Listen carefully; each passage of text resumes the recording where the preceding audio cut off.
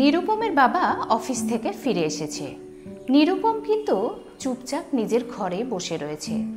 অন্যদিন বাবা অফিস থেকে ফিরে এলে 7 বছরের ছোট্ট নিরু বাবার ঘাড়ে পিঠে উঠে হাজারটা প্রশ্ন করে। আমার জন্য কি এনেছো? আজ অফিস থেকে ফিরতে এত দেরি হলো কেন?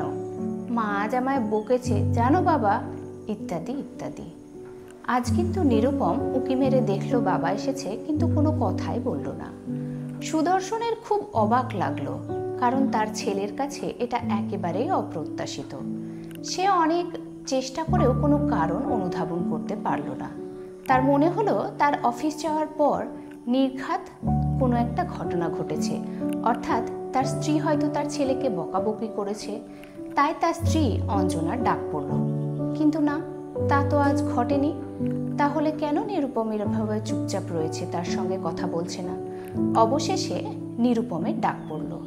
সে বাবার পাশে এসে দাঁড়ালো। বাবা জিজ্ঞাসা করলো, কি হয়েছে বাবা?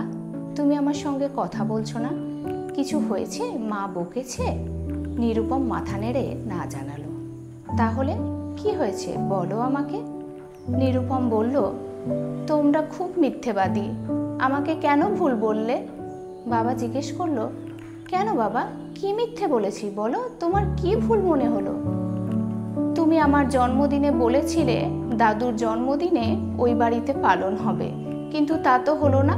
আজ দাদুর জন্মদিন, তাও দাদু একাই ও বাড়িতে কাটালো। তোমরা বড়রা খুব বাজে, খুব খুব পচা। সুদর্শন চুপচাপ থেকে গেল, কোনো উত্তরই দিতে পারল না ছেলের।